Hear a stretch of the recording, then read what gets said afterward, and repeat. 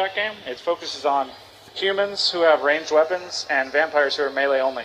And, that sounds fair. I yeah. mean, vampires, you know, they're pretty ridiculous. They're really strong. They're really fast. They can climb walls. It's pretty freaky.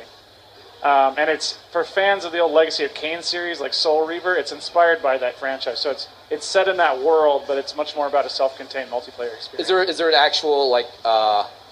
Do you guys are you guys actually using the IP from like those games? Like, is there linked into it, but we view it as like inspired by more than it doesn't continue the story directly. It's set in that world.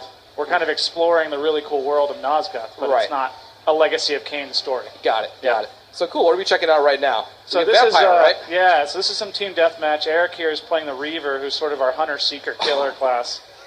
He's online with real people, so he's getting his ass kicked right now a little bit. By Can You Noob Me, of all people. So what just killed him is that a human being? Yeah, that's a human. So she's a good example of, the humans in our game aren't the good guys.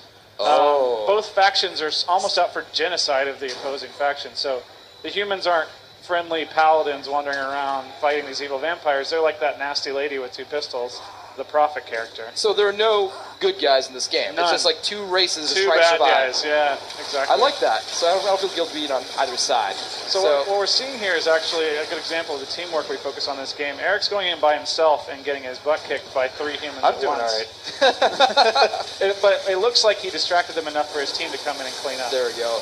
So it's 4v4, it's heavily team-focused, so it's actually kind of difficult for a human to take on a vampire one-on-one. Right. We don't really support like the run-and-gun, like one guy with a shotgun killing the whole team type of gameplay you see in some shooters.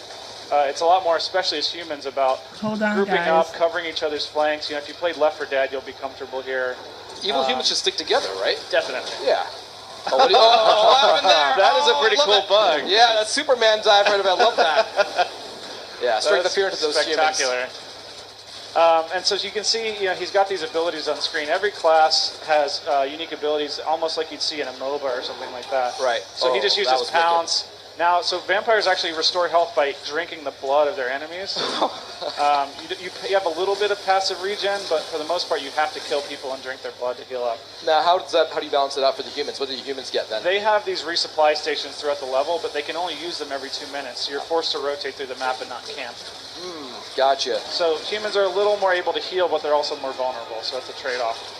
Is there a side that's more like noob friendly? So if I'm playing this for the first time, do you suggest I start off as an evil vampire or a douchebag human being? Like, what do you think? 2 answers to that. One is that you can't choose; you have to play both. Oh, you have to play both. So the winner of a round is actually the team that does best on both human and vampire. But we do see, surprisingly, that when we made this game, we thought, okay, people are going to take to the shooting and just be dominant right away.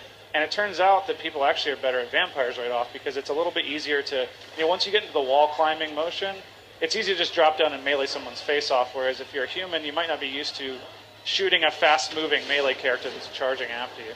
So now it looks like he looks a little bit different here. I'm not sure if he's using a different character so he has switched to the Deceiver class, who's our spy character. He can actually turn into a human and backstab people. So what we just saw was he snuck up. Now he's using his illusions. They got tore up, though.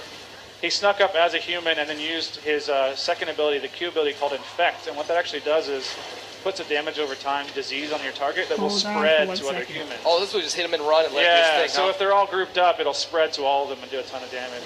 So it's a really good camp breaker ability. So what's the downside here? Does this guy have like no health? He's definitely the weakest of all the vampires. So, and a lot of the other ones have better survival cooldowns. So the Reaver, who he was playing before, the Leaper character, he can actually dodge bullets for a short time, and that's really good for escaping because you turn that on and just walk away almost invincibly.